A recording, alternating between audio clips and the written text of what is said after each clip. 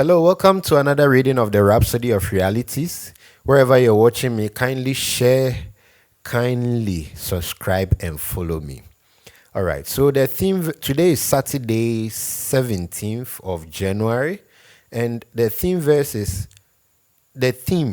is respond rightly to his voice. And the verse is Hebrews chapter 3, verse 15. And I read, "Today, if you will hear my voice, harden not your hearts." Okay, so let's continue. God speaks to us through his word and by his spirit, but not everybody responds rightly to his voice. When you hear God's word, he expects a response. He expects a response. Your response activates his power and brings his word to life in your situation. Someone will hear the word of God in respect to healing, receive healing immediately, because his receptiveness to the voice that he heard activated the power of God onto him.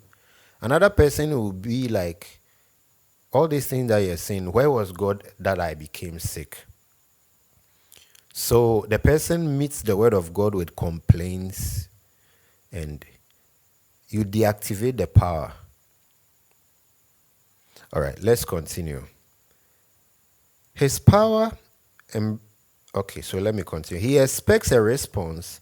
Your response activates his power and brings his word to life in your situation.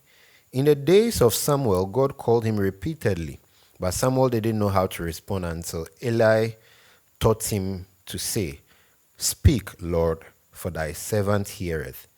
Once Samuel responded correctly, God began to talk to him. Likewise, when you respond to God in faith, his voice becomes clearer and his presence manifests more strongly in your life.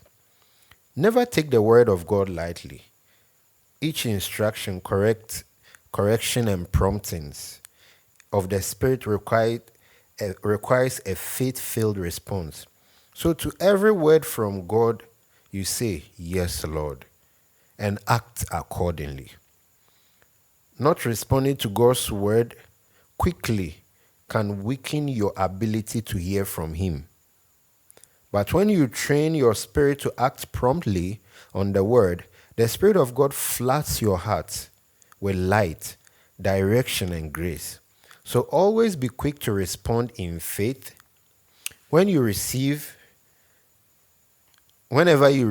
God's word, whether during your personal steady prayer or as a prophecy, oftentimes his voice may sound gentle, but it carries divine power. Pray this prayer after me. Dear Father, as I respond to your word with faith and love, I'm tremendously blessed.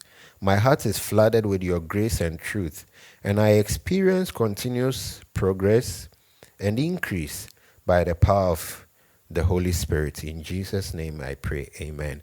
If you're not a Christian, you might be the last person to receive Christ before Jesus comes. I want you to pray this prayer after me. Heavenly Father, I thank you for your word that I've received today. I confess Jesus as the Lord of my life because I believe he came and died for me and resurrected and is in heaven. I confess his lordship over my life, and from today I am born again. I am a child of God. If you pray that prayer, you are a Christian, reach out to me and I'll teach you more about the word of God. See you in our next reading. Bye-bye.